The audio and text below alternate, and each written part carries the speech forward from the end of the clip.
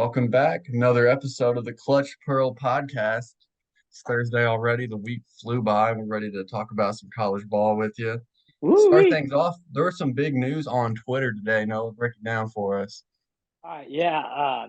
So we have, first of all, I want to give a big shout out to Bill Self there at Kansas. And this is definitely my analysis of this is a testament to how Bill runs his programs. He may have done some shady things over the years, but I mean, you got to respect him for this. He suspended Hunter Dickinson for the team's next three games, which was Mizzou, Indiana, and Yale. So Mizzou and Indiana, especially, like those are pretty big games. Excuse me, that Kansas is playing that he's suspended for, but he did this because of a really hard flagrant foul in last night's game. I think there's just a lot of respect to give to Bill Self for that, and their lack of depth. I mean, that could really play a factor. Mizzou might give them a run for their money, and so will Indiana. And don't sleep on Yale either. Yale's a good squad out of the Ivy League this year. And then the second thing, and this is really big for me, really big, and we're going to get into it more, is this is a very Big Ten oriented episode. Uh, Braden Smith from Purdue taking an indefinite leave of absence from the team at Purdue. He's averaging 12, 6, and 7 for the Boilermakers. And, they, as we mentioned in the last episode, they just do not have a lot of guard depth, especially on their bench. Very good guys around Edey from the starting standpoint, but losing Smith, that might really hurt them. And I think, personally, between the way they've been playing, their veteran leadership, and the way they showed how they're going to handle big men this year, and the fact that Smith's now gone, I think you got to consider Illinois the favorites in the Big Ten. What do you think, Grant? Uh, I'll get into it later when we cover their game. I got some thoughts on Illinois in the Big Ten, but I'm gonna save it for later. All Little right, all little right. clickbait, little teaser. But I've got three big games that happened this week that I think will be the focus of our discussion. I know which one you're chomping at the bit to get at. So just because of that, I'm making you wait. Let's talk about UConn, North Carolina. Okay. This UConn team is good. And we had some questions. We had some questions early on, but they should be up there with the top three title contenders, in my opinion. And this is without their big guy Klingon even playing that good yet. Okay. I don't want to say too much. But one thing I want to say is Clean scares me with that team. That's their only real flaw. I don't think he's near as good. I can't remember what his name was last year, but their starting big man last year. I just think he was a much better player, much more skilled. I just think they're hurting a little bit without him. But clearly, He's excuse only me, a sophomore. He's only a yeah, sophomore right now, and he got Dan limited Hur minutes behind.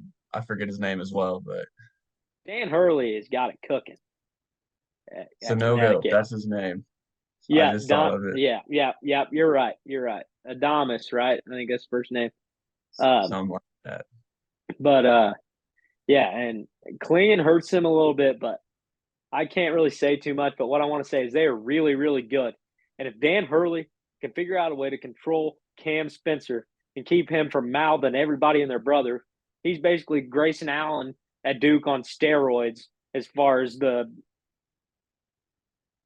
I don't even know what you want to call that. Um, you I don't know, know where you're going with that that one. everybody hates him basically from every team because he's just an antagonist. That's what I was looking for. He's an Yeah. antagonist, and he wasn't like that at Rutgers, and he wasn't like that at school before. But he's really showed some character here so far at UConn. But I'm going to tell you what, that dude can ball. Like he just flat knows how to put the ball in the bucket. And that being said, there's a lot to like about North Carolina too. I don't care if they lost that game. Baycott has looked the best he's looked in his career. North Carolina is better without Caleb Love. Caleb Love was good under Roy Williams. But, Hubert Davis just didn't have control of him, and now he does. not have him. So he's got guards that he can go to. R.J. Davis, I tweeted about him on our podcast Twitter page, which, by the way, give it a follow at the Clutch Pearl Pod on Twitter. It's X now, excuse me. But R.J. Davis is the real deal. Yeah, I like this North Carolina team. They're good. They're old. They got some good wins, Tennessee, Arkansas. But what do you think their ceiling is? Like, because Sweet they're 16. they're good, but I don't think I don't their second weekend team. I would agree with that. But I mean, as we saw with FAU last year, I've mentioned FAU, don't get me wrong, talent to get there again. They had the talent last year, obviously. Well, But we'll talk about that but in a second too. But but I'm just and North Carolina the year before, they had the talent. Teams have the talent. It's how they put it together. We're really going to see stuff come to really pass who our real contenders are generally for the most part in January and February. You don't really see it too much now because I mean everybody's showing the talent, but it's how they put it together. There's only a few teams right now that I see that's really truly put it together that has told me they got the depth, they got the energy, they got the talent, and they got the leadership to get there, which we will get more into. you looking at the ACC right now with North Carolina, with Duke, they've struggled, but who do you see with the higher ceiling between Duke and North Carolina? Can Because I choose a from a talent standpoint, I think Duke on paper is better than North Carolina, but it hasn't looked like that so far this season. can I choose a neither? I mean, that's fair enough. I don't like either of them either, but If there's an ACC team that's going to the Final Four, it's Virginia because they just flat guard people, they make shots, and they're well coached. I think the ACC right now is still wide open. Oh, very. I think, like I said in the last episode, Clemson's going to give it a run. I think they're a little bit behind the top three teams, top four teams probably. I think Miami, Duke, North Carolina, and Virginia are clearly in that top tier. Clemson's a hair behind them. Uh, I personally think Virginia's going to win. I don't even remember who I picked at the beginning of the year. I think I picked Miami. Um, but I think if I had to redo my pick now, I would pick Virginia. But if we're talking just Duke and North Carolina, I think North Carolina is going to go farther, but I think Duke is the more talented team. And I think Duke's going to have some bigger wins throughout the season. I agree. A lot of that will depend on Tyrese Proctor too. I haven't heard anything I about agree. how his injury, but he was not playing well before he got hurt. Now he's out. Could be a long time. Like I said, I haven't seen an update about it, but Yeah, I I just I think, really think like that kid is their motor. Like obviously they have Filipowski, but yeah, they're not gonna reach that next level until Tyrese Proctor plays like everyone expected him to play.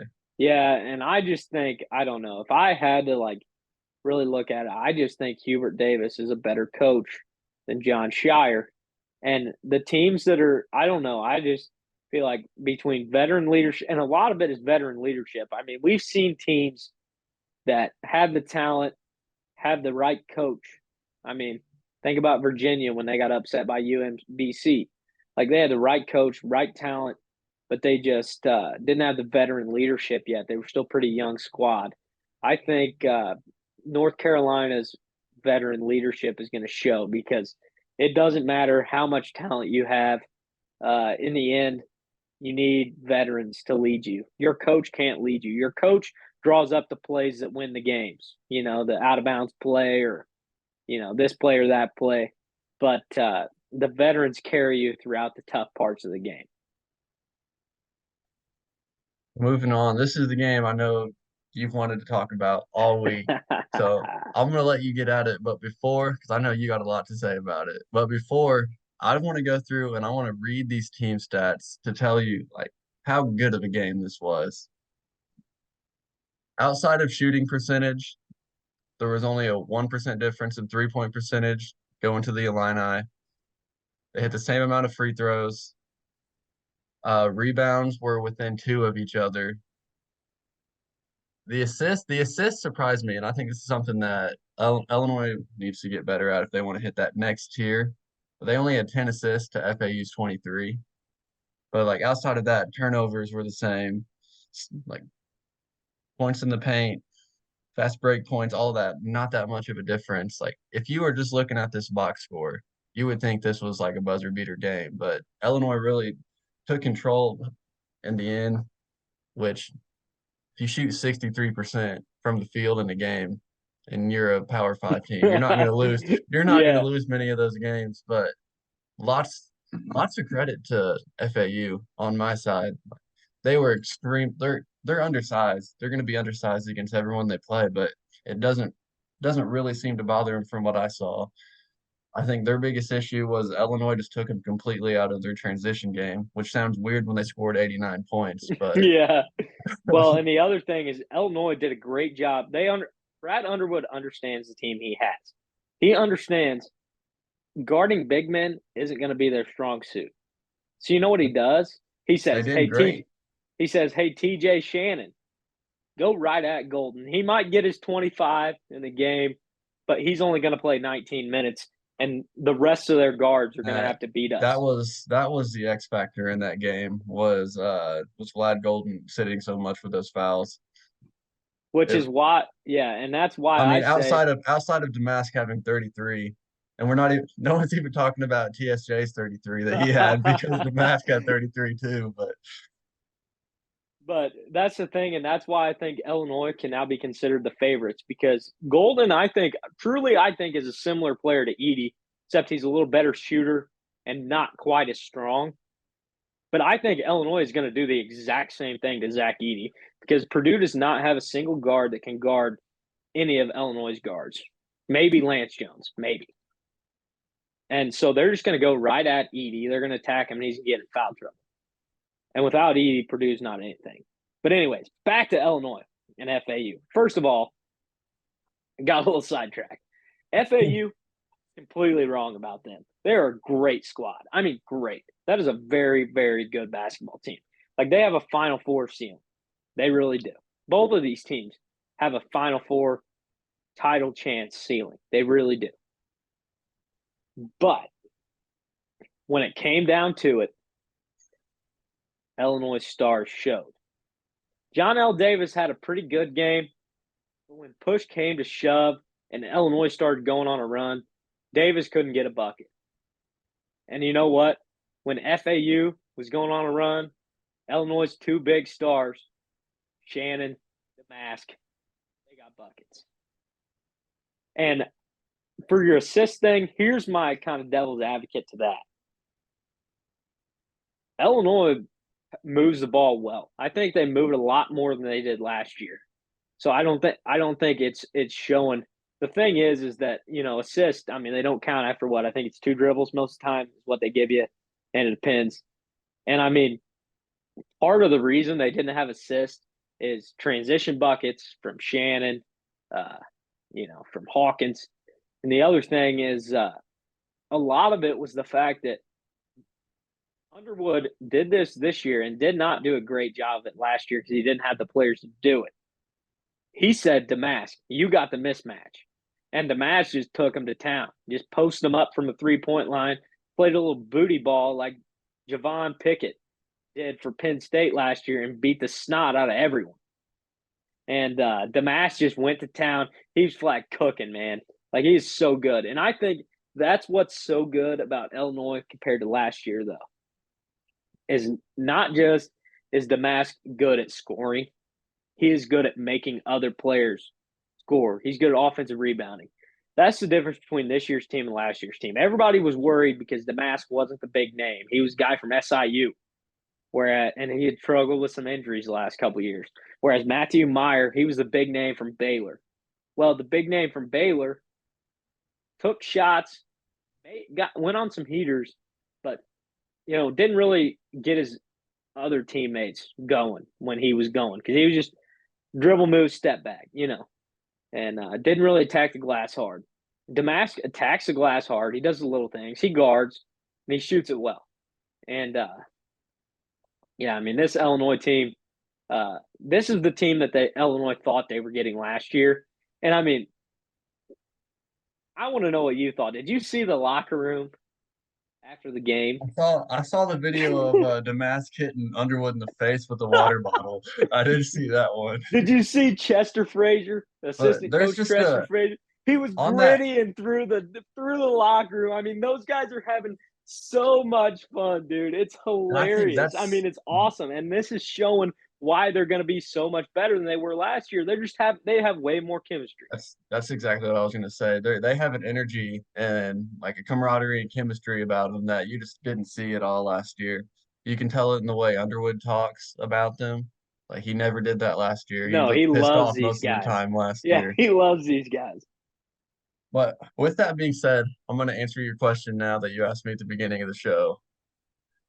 So I still like this was a great win for Illinois. They needed this one.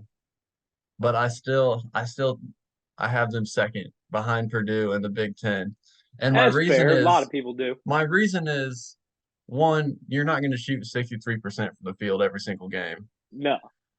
And two, I still like they scored 98 points, so it seems redundant to say this, but like their half court offense, like they just don't get much going. And when you're playing a team that you're not going to have the mismatches on them, say you're playing a Purdue, a Michigan State, someone else in the Big Ten, where you're not going to have a 6'6" Marcus Damask going up against a 6 foot guard. We can just take him off the bounce and pull up over Yeah. him. Like that's where I think we'll find out. Well, this is all on Underwood at this point. If he can make the adjustments, he can implement a better offense that they've been lacking for 3 years, honestly. That's what I think will make the difference. If they figure that out, then I think the Big Ten is theirs. They can beat Purdue, no problem. What I will say is we saw it a lot of times against Marquette too. A lot of it they just did miss open shots is the way it was. But against Marquette, I felt like they ran pretty good half court offense, and it was because, like I mentioned, like Damask attacks the glass. He moves. He doesn't when he doesn't have the ball, he's not standing. Meyer was standing all the time. Sky Clark was standing. Jaden Epps was standing. If they didn't have the ball looking to score, they weren't moving. I think that's the difference between this year's team. And yeah, we're really gonna see something uh, against Tennessee on Saturday. Um, but That's gonna be that game could be a grinder. yeah, I but expect it to be a grinder. I think the part about this team is defensively, this is a top 10 squad, No, undoubtedly. defensively they're right there. And when they can run like they did against FAU, like you can't stop Terrence Shannon Jr. in transition. He's probably the No, best transition guard in the country. I think he is the best combo guard in the country. That's the best wing in the country, Terrence Shannon Jr. The only other guy that's got an opportunity to take that away from him is Kevin McCullough. And Kevin McCullough is going to have to do that in the next 3 games because Dickinson gets the ball too much, so McCullough can't go to work. There, there's one guy on Illinois' team who can make the biggest difference negatively or positively. I was texting you about him last night because I watched a lot of Illinois basketball, and I'm not a fan of them. I watch it and I just analyze it unbiasedly. But I cannot figure out Coleman Hawkins, dude. Like when he's hot, he's Hey, hot. But like he did not look that great last night. He made some good defensive stops. He did hit a big three when he was well, open.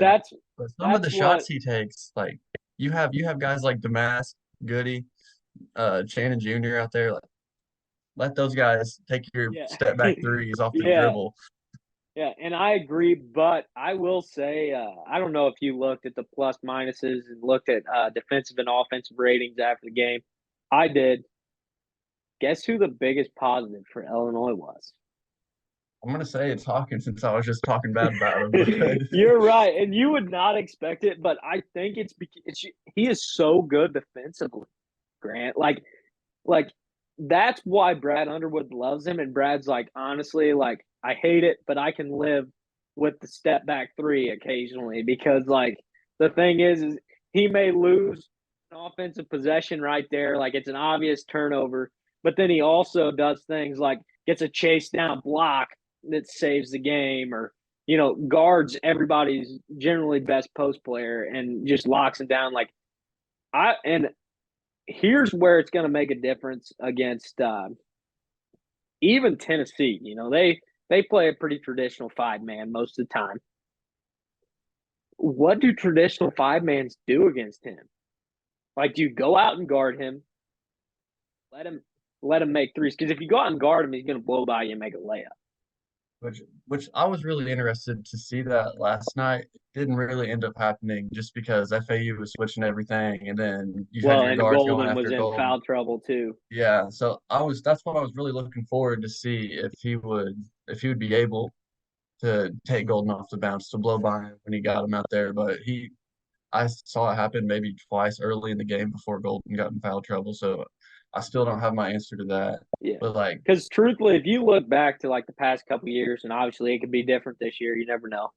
But if you look back to when Coleman Hawkins plays best, it's generally when he plays a big 5-man like that, when he's running the 5 and he is the smaller version. Because, A, I just think it makes him guard harder. I think at times he's got a hustle issue. But 2, I just think he's so dynamic offensively. And I will say in that FAU game, and where I think he made up for it offensively was the fact that he makes some great passes, man. Not very many 5 men can pass like Coleman Hawkins. He scares me at times. He makes some dumb turnovers. He even does some dumb things offensively. But I mean, he's almost one of those guys that like you live with the dumb because when his highs are there, like he's gonna win you. And when he's playing at his best, he's gonna win you every game because there's no 5-man in the country that can compete with him when he's being consistent and plays well. um, just to recap the last like 20 minutes or whatever it's been, we've been talking about it. Illinois 9 point dub against FAU.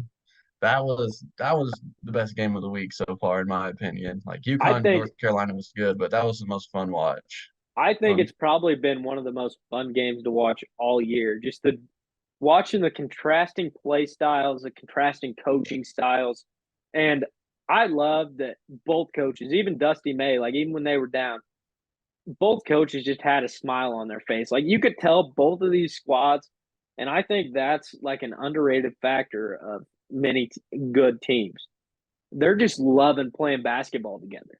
These guys love being together. They love being around their coaches. Credit. I give a lot of credit to Dusty May and FAU too. One for even scheduling that game, Yeah, and I think most they have a lot more. Like they've yeah, they've played a tough already schedule, played. Yeah. and they're gonna play a few more before they get into conference. So credit to him for not being scared of it. So one more game I want to hit just a little bit on. I Hey, was tweeting hold on. about it Can a we little go bit back to last. UConn for a second? That made me Oh think yeah, of it. yeah, yeah. I like talking about UConn. Go at it, man. Dan Hurley said in his post game speech, he's like, after the Kansas game, and I don't know what, I guess just that made me think of it. But, you know, how come nobody wants to schedule blue bloods? Like all these blue bloods, he kind of took a shot at Duke. He's like, they never want to go into tough environments. And when they do, like, most of the time they croak because they're not ready for it. And that's why recently the Blue Bloods haven't been winning national titles. It's been these other schools, you know? And he said, I want to go back to home and homes. I want to go back to playing in tough environments. I want to play at the Kansases, at the Dukes. I want to host the North Carolinas, the Illinois. He's like, I want the Indianas, the UCLAs. He's like, I want those teams on my schedule. He's like, it's better for college basketball. It's better for the brand. And it's better for us. It prepares us more. So credit to Dan Hurley for always wanting a tough schedule. Side debate. 30 seconds apiece on this. Is UConn a blue blood? Yep. I have to agree. What is it? 5 championships in 25 years? Yeah. They used to not be a blue blood, but after that fifth one in 25 years, I think sealed it. I think you have to consider them a blue blood. Enough Yeah, said. I mean historically they don't have the number of wins that your Kansases and Kentuckys and North Carolinas do, but like a quarter of a century is a long time still. That, I don't care about 2000 or 1904. Give me the 2002 teams. All Kansas a blue blood. That's our official request of the college basketball world for tonight, if nothing else. Call UConn a blue blood. That's right. All right. As I started to go into earlier, the only other game I want to talk about, we'll hit on it real quick. Texas at Marquette. Marquette beat the brakes off of them. And I know they had that tough loss, and it bumped them down a little bit in the AP, but I think I have two top tier title candidates. For UConn, as we mentioned, I don't care if they lost at Kansas, and it's Marquette. Shaka's squad has got it going. Tyler Kolek is the star of college basketball. That he dude, might be the best player in the country right now. yeah, He unbelievable. I I think I've I said it watched before, but he's basically like he's the John Shires, the JJ Reddicks, the Christian Leitners, the Grayson Allens, the guys that Duke gets that are the antagonists that go out there and they just want to just beat the brakes off of you. But Shaka's got him at Marquette instead. Like he seems like a guy that belongs at Duke. But he's at Marquette, and I mean he is balling. he he moves so well without the ball. Like obviously he can do whatever he wants with the ball. He can shoot the crap out of it. He can beat you off the dribble, get a floater in the lane. But I was watching him last night and he just materializes in places almost. Like And you don't even notice it. Like there was one play in particular, he made it, I want to say it was like either late in the first half, early in the second half, where he started on the left wing, made a pass, and he cut all the way around the arc and ended up back in the left corner. Shot fake after he got the ball, made a layup over two guys. And even I think it was Raftery was on the game, and he lost his mind over it. yeah, And rightfully so. Like he has such a high basketball IQ on top of obviously his skill set. But in my opinion, he's the best player in the country right now. I would agree with that. Definitely the best point guard in the country. Uh, Better than DeJuan Harris. We had that debate a few yeah, podcasts ago. I'll eat that one. I'll eat that one for sure. But that's what I texted you about that during the Illinois game. Like Marcus Damask is basically playing like Tyler Kolek, but this isn't an everyday Marcus Damask. You know, Marcus Damask does the everyday things like moving, as you said, but he can't score like that. Tyler Kolek is doing this every single game, dude. Like it's unbelievable. Tyler Kolek, I don't know why people are obsessed with Zach Edey. Great, he's big. He scores points and gets rebounds because he's taller and stronger than everybody.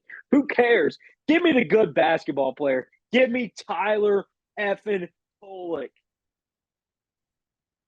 Oh, he ended up with, I know I tweeted it. He had 24 when I tweeted it, but I don't know. I kind of turned it off after Marquette went up by like 26. But he ended with 28 points, 4 of 9 from the 3-point line, 11 to 16 overall. That's it. I mean, not that high of a volume either. It's the most on their team, but that's not a crazy volume, and he's really Yeah, efficient with it. yeah. And and that's what I think is gonna separate this year. I don't think there's any like I mean, there's a lot of teams I think could win the title this year. And I think what's gonna separate is who's gonna be the most efficient team in the NCAA tournament because it's going to require depth and efficiency. Whoever shoots it the most efficiently and whoever comes out and still has a lot of depth come March, that's the teams you're going to see in the Final Four. Plain and simple. Uh, And and also, on that note, we hit it. We've talked about it 2 or 3 podcasts ago. Is Kansas's lack of depth, which they might be probably are one of the 3 best teams in the country right now. So I think when it comes tournament time, they'll string together 3, maybe 4 games. It might get to the Final Four, but they don't have the depth to win 6 games to I win the don't whole think thing. they have the depth to get it beyond the Elite Eight. They're going to be so dog tired, so dead by the Elite Eight that they're going to struggle, and I think they're going to get beat. I was wrong when I said Kansas was going to the title game. I'll just say it now. I was wrong about a lot of my preseason predictions because I just don't see it happening. They just don't have enough depth. Enough depth. Excuse me. All right. Another real quick hitter on this one. If the tournament started tomorrow, Noah, who is your title favorite? Who are you picking? Marquette. I think there's two other teams that I would also say are in the running. UConn. I think I mentioned this a little bit earlier, but UConn and Illinois for me are a little behind. I know you're just flying high because of the FAU game, but no, I think last year I remember telling you like when we talked about it, we used to have extensive talks before we decided to have a podcast. Is that last year's Illinois squad had the talent. Brad Underwood finally went out and got the right type of team. He got he wanted to play a smaller 5-man rather than, just having the big bruiser in the post like he used to have for all those years. And, this year he went out and got the same type of team, but he got better depth. He got older and he got guys that better fit what he's trying to do. Marcus DOMASK is basically this year's Matthew Meyer, but the difference is DOMASK is much more of a team-oriented player. He's not coming to finally be the star like, Meyer was after, playing second fiddle all those years at Baylor. He's coming to play second fiddle after he's been the star for 4 years. He's perfectly happy being a role player, If he scores 33, he scores 33, so be it. So yeah, I think Illinois and UConn are behind them, but I think Marquette's my pick. And that's a good pick. They would be like, I think I had them in my Final Four. I might have. Don't quote me on that. I could be completely wrong. But I'm picking UConn for this because Very we good hit on pick. it. We hit it on it earlier. I mean, they're they're so good. They're so well coached, and they're really not even in full form yet. Like I think Donovan Clingan is not. He's not your Sonogo from last year. He's not going to be that dominant. He might be next year. He could be if he stays another year after that. He could be. He could be like that. He could be a Zach Edey type guy. But he's not there yet, and he's still going to dominate a lot of games just Yep. sheerly because of his size. And really, he's pretty skilled. He'll get there. But I mean, Tristan Newton, baller. Cam Spencer, So baller. good. Yeah. Uh, I didn't even hit on who's Newton earlier. he's a dog, dude. Yeah. He had what, 31 the other night Yeah, against against he North had a bunch Carolina? against Kansas. Yeah. Against Carolina, he didn't I score that thought he many had 31. Carolina. Oh, maybe it was him and Spencer split and it was 31 against Kansas. You're right. Cam Spencer had a big game against North Carolina, but I mean, you just up and down the roster, there's just not a bad player that they play. They're only going to go up from here. That's why if they had to play 6 games in the tournament starting tomorrow, I would pick them to win it. I like that pick a lot. If you had like, two or three other picks, where would you go? Excuse I still they haven't played the top tier competition yet. It's going to get a little tougher, obviously, when they get into conference play. But I've not forgotten about you, Baylor Bears. You're still on my radar, me. and I'll be honest, I haven't watched any games since the Auburn game because they've been playing like Nichols State and putting up like 115 on them. But Yeah, I like I like your picking Marquette. I like this Baylor team. I'm interested to see what happens, especially when they get into conference play because the Big 12 is loaded. yeah.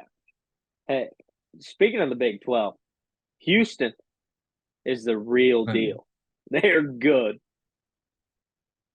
they're always good. I feel like Houston's always Yeah, there. but They're always good. we talked about when we were doing our conference picks, we thought that maybe they would have some growing pains. No, Kelvin Sampson ain't having no growing pains. That's what he brought in LJ Cryer for. He's like, you're going to tell us how to play in the Big 12. It will be interesting because like the Big 12 is predominantly same way with football as it is in basketball. Like it's predominantly an offensive league where you're gonna see scores in the 80s and 90s pretty frequently on any given weeknight in the conference. And Houston is kind of like the antithesis to that. Sorry, I can't speak. Yeah, Like they don't want to go score 90 points on you. They want to hold you to 45 and they'll score yeah. 65 and win. And I think it's gonna be fun to watch. I'm ready for conference play, dude. Like these non-con games are a lot of fun, but I'm ready for those grinded out games in January. Hey, you know what I saw a thing, and I kind of like it. With these super conferences coming in, I want to know what you think about this. And we're going a little off base here, but when the super conferences come, what do you think about? You just so you play everybody once, okay, but you start conference play early on and trickle in some of these big time marquee matchups. Like say the Marquette Illinois game. I'll just use an excuse since we've been talking a lot about those two teams. Have that one instead of having it in November or December, whenever I think it was November. Uh, Instead, you're gonna have let's have that game in February. Let's make things interesting.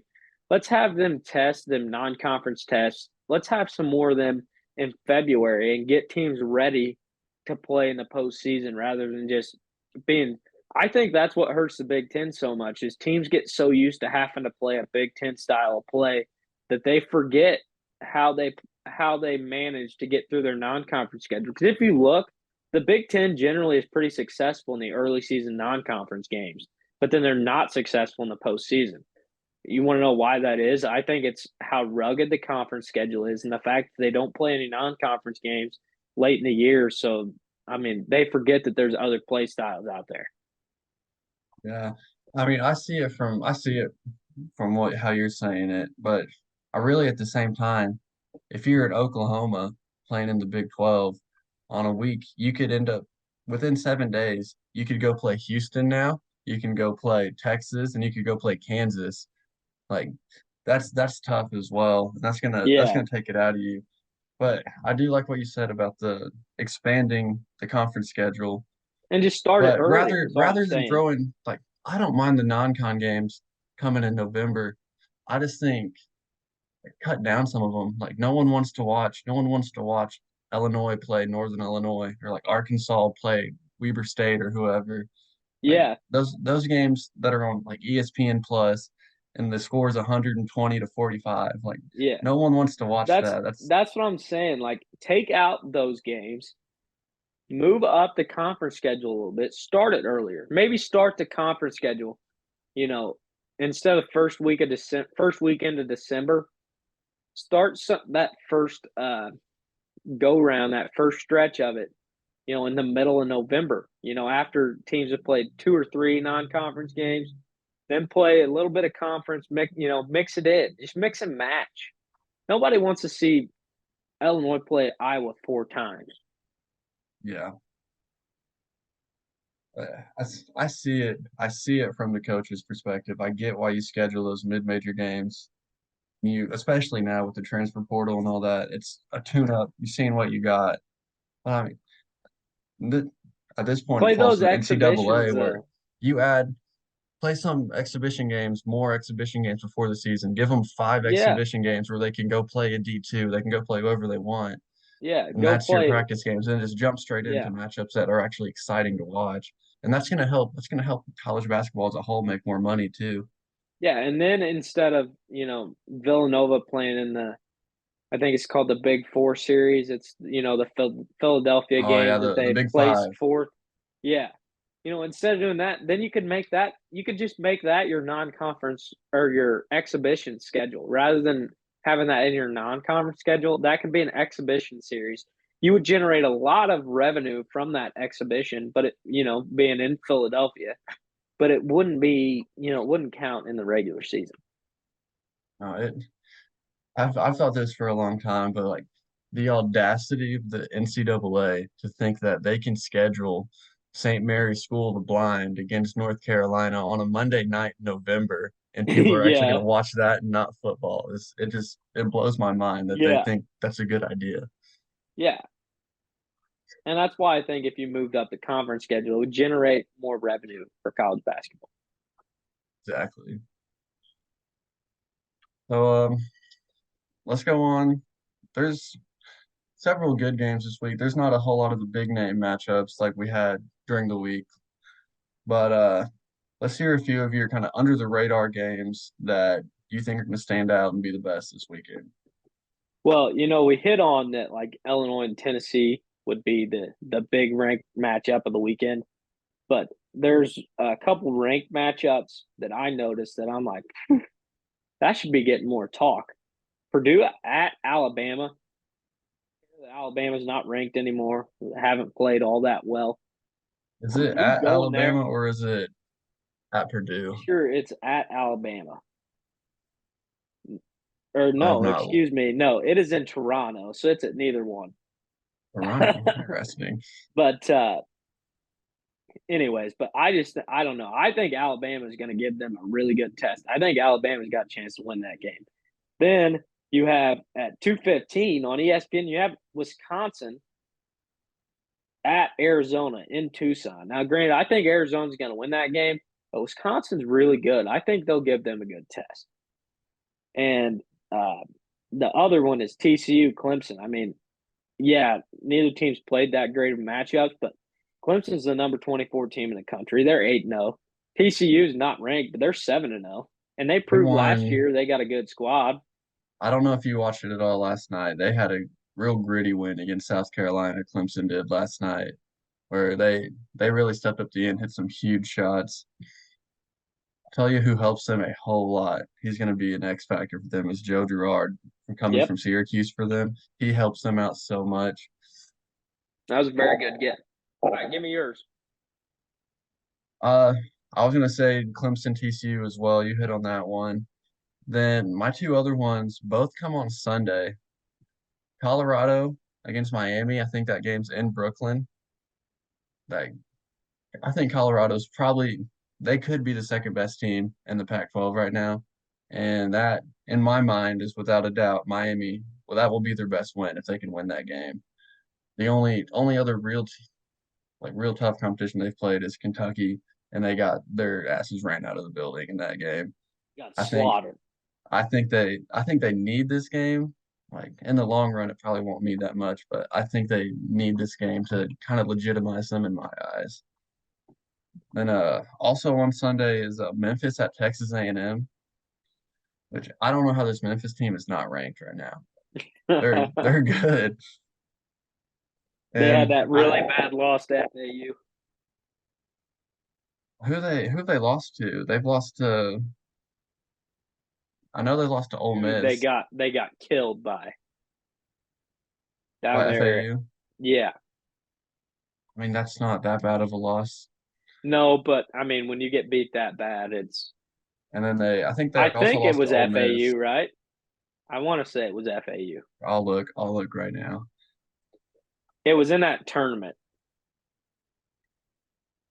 No, it was Villanova. Oh, Villanova. That's right. Yeah. See, that is a bad loss. It didn't look like a bad loss at the time, No, but it but is. no. And then their only other loss is to Ole Miss at Ole Miss. Chris Beard has some guys rolling. Like they're not bad. They Chris could make Beard's some noise squad in is the SEC. good. Yep. But I've talked about it before. I'm high on Texas A&M. I like Wade Taylor and Henry Coleman. I like Buzz down there too, man. Got the haircut just for him, you know.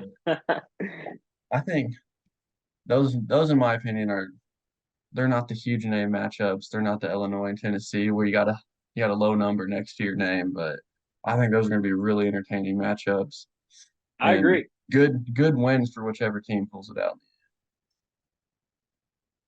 I agree wholeheartedly. We let's see. You want to do flying Illini now? We've talked a lot about your Yeah. Illini, but I mean Yeah, another we big have. matchup this weekend. So Yeah. It's going to be a big one. And I'm not even going to hit on this much, but uh, as I mentioned, in the last episode. I'm really anxious to see Illinois play Tennessee. I mentioned earlier in this podcast, the Coleman Hawkins. I think you know he's going to have a little bit tougher test, because Golden didn't play much. He only played 19 minutes in the FAU game. So he's going to be facing a tough task in the post. But I think where the real interesting test is Tennessee going to adjust? Because North Carolina killed them in transition, and Illinois is a better transition team than North Carolina is. Plain and simple. That's all I want to see. I want to see how they react because Illinois is going to try to do exactly what North Carolina did. You have to. Why wouldn't you? Yeah. And so that's all I have. What you got for Hog Heaven? So this in my eyes this weekend they play in Tulsa against Oklahoma. They've been doing this. This is like the third year in a row they've been doing it now. Uh, I forget what they call that game. Doesn't really matter. Oklahoma is ranked 19 right now, I believe. And I don't know if you followed net rankings a whole lot, but when they debuted this week, Arkansas started at 117 in the net rankings, Yeah, I did see which that. which yeah, they have two bad losses and Yeah, but really kept it close with the Stanford team that they shouldn't that game should not have been close. And they I kept it think the they kept it net. under 20 with uh Furman on Monday. That game Yeah, should not have been close. I think the net. How do I word this? I think they release it too early. Yeah, I was going to say that too. It needs more games to kind of balance itself out. Yep, But still, I think really this is a must-win game for Arkansas I would agree. because they are this is really the last game they have in their non-conference schedule that will be anything near a resume builder. Unless Duke turns it around, that Duke win is probably not even a quad one win right now Yeah, with the way they've been playing. Uh, as for Oklahoma, I don't know a whole lot. Don't know a whole lot about their team. I do know they put four starters in double figures and whipped the crap out of Providence last night. So, and this has been an MO of Musselman's team since he's been here. They play to the level of their competition, and it's infuriating as a fan. yeah, But that's why you can go play Duke and you can have them down 14 in the second half, but then you can let a team like Furman hang around on a Monday night for 35 out of the 40 yeah. minutes before you pull away at the end. So Definitely. my confidence is not shaken. Must we trust? I think we'll get this one. Much needed win, but we'll see. Also, Trevin Brazil got hurt late in that Furman game. I have not heard word about his ankle other than it was a, Yeah. Musk a said he. sprain. I saw Musk said after practice that he could not even shoot around. He didn't practice at all. Didn't even dress. Just was there. That will be a blow for them. He's been playing extremely well the last 3 weeks. Yeah. It sounds like from what I've seen on Twitter, it sounds like he's probably not going to play against Oklahoma. But they do have Tremont Mark back after that scary injury he had versus North Yeah. Carolina. So that'll help a lot. And really, even without Brazil, they have the pieces where they can play a different style and go with a big man who's not as versatile and Mitchell and Jalen Graham Yeah. and Chandler Lawson, undersized. He's only 6'8", but he's been playing great. I like him. He's a good player. They call him the Claw. He got that like 7'5" wingspan, but he's the glue guy for this team. I think. Like you I agree. obviously you got Devo, but like Chandler Lawson's the motor that's making this team run right now. They're gonna need him late. I totally agree with that. So that's all I got for Hog Heaven. So Noah, All right. you know what time it is. Let me ask you, what made you clutch your pearls this week? Well, one other time I broke this out. Marcus DOMASK. I mean, he just has gorilla balls going on here. I mean, what kind of showing did that dude put out at the Madison Square Garden? This dude has never played in any kind of venue near that until that moment. Shows up to the Madison Square Garden and says, "You know what? I'm gonna pull out my, my old man. When I'm 60, I'm gonna be out there on the courts at the park, just showing people up, all my old buddies." And I mean, he was step back, the old the old trickery spin move, the Marcus Damask patented finish. I mean, he was unbelievable. 33. And that's not even including Terrence Shannon Jr.'s 33. But I mean, Damask out of nowhere just dominated. I mean, the SIU dog was a DAWG dog. What you Mine, mine is not that exciting, but got? kind of exciting. But I'm gonna hit really off of what you just said. How are we not talking more about Terrence Shannon Jr.? I understand that it Yeah. it is something it's something special when Damascus that. But when is the last time that you had two starters, both have career high nights, and both of them score the exact same amount of points? Like That was when only does that happen? looked up, or I saw on Twitter. I think it was like the seventh uh, set of teammates since the stat era, like became a thing where they started keeping track of stats. They're the seventh pair of teammates to score 33 or more points in college basketball ever.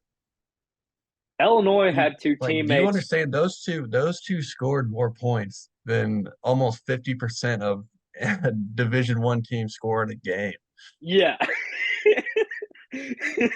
Well, so there's only been one other time in Illinois history that that's happened where multiple guys have scored 30 plus, and that was when against UT Rio Grande a couple years ago. Uh, Kofi had 39. Alfonso Plummer had 30. That's when he went on that heater and made 11 threes or something like that. Plummer, Or I think I forgot 10 about him. or 10 threes or something and a layup or something. I don't remember how it was. But yeah, so that was the only other time. But yeah, this was the most points, them both scoring 33. That was an unbelievable performance. It was. I clutched my pearls. I didn't. There was a time FAU started making a little run in the second half, and I thought they were going to pull away. And then I swear Illinois did not miss a shot for like 15 Well, straight minutes. It was yeah, insane. and I got to give a shout out to my work buddy. He uh he said I'll put it down. Uh he placed a bet because I was like Illini by 15, and all my work buddies were like, no way, no way. And I was like, I swear. I was like 15, and it was looking like it was gonna hit. And he was like, dude, this is awesome. And then of course, FAU made that little run late, and they only won by 9. But I thought it was gonna hit, and I was gonna be like, told you, because he had to make his own line because it was like FAU minus 2.5 going into the game. But I think that's all we got for this week. I want to wrap it up. I got to go to bed. Waking up 2 a.m. to go a little duck hunting. Yeah, he's silly. I'm not getting up that early. But shout out to Caleb Moss and media. That was a sick edit he made for us, and we now have a stamp to go over our screens here. Yeah, We so you thank guys you got all for something else to look at other than my balding head. we thank you all for watching. We hope you follow us on TikTok and Twitter as well, and subscribe to the YouTube channel. Thank you for coming on. Same time next week. Yes, sir.